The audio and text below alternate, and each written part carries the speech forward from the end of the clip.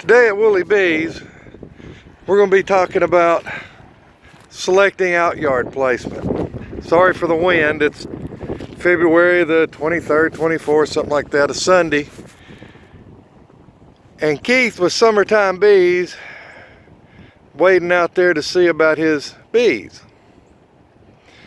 As you guys can see, the floodwater is backed up. There is a stream right there where that tree line is that's about 6 foot down.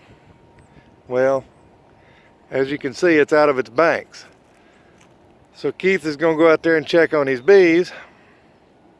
This would be a good time for anybody looking at getting a outyard, setting up an outyard somewhere to go riding around if you're in a flooded area. He went down to, about right that little green outpatching down, the second one down is where he collected a hive that was actually floating. And I'm going to take you back here and show you that they were actually floating in the water, still alive. This hive right here, of course, I don't know what kind of bugs those are, but right there's the honeybees. This hive was actually floating in the water with live bees.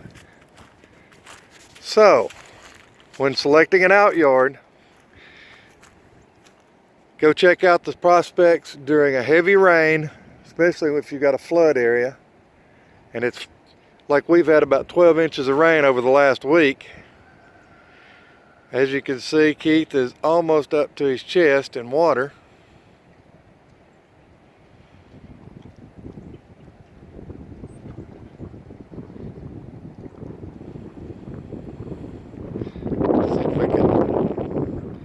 Pull in a little bit.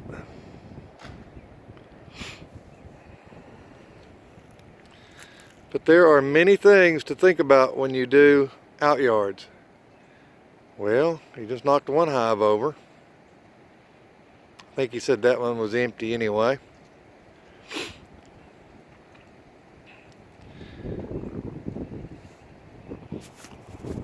Not only do you need to check for streams and water, you need to check for farming agriculture, because this was a wheat field.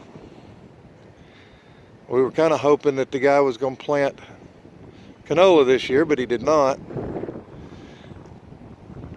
We drive across about right there. There's a field over there. You can see some of it way back up in there. And then on the back side of these trees, there is cornfields. I think millet. He planted a lot of millet last year, which bees work, but it's also a heavy pesticide. Ease of access, which obviously right now you have no access to it unless you're going to wear waders.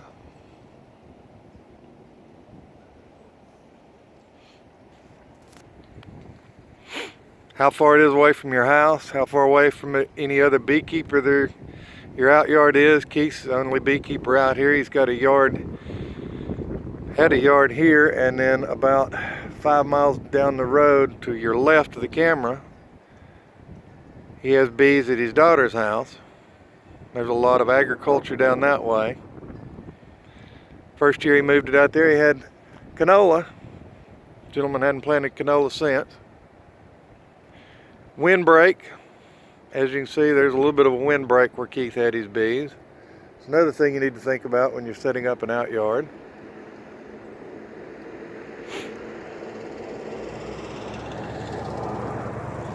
Orientation to the sun. You want it to warm them in the mornings if you're going to put them next to a windbreak, and shade them in the afternoon for the summer.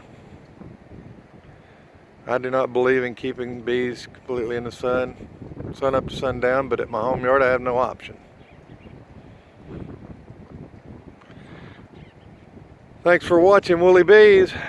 Hit that like and subscribe button so you'll get a notification every time when I put out a new video, when you hit that little bell. Have a great day.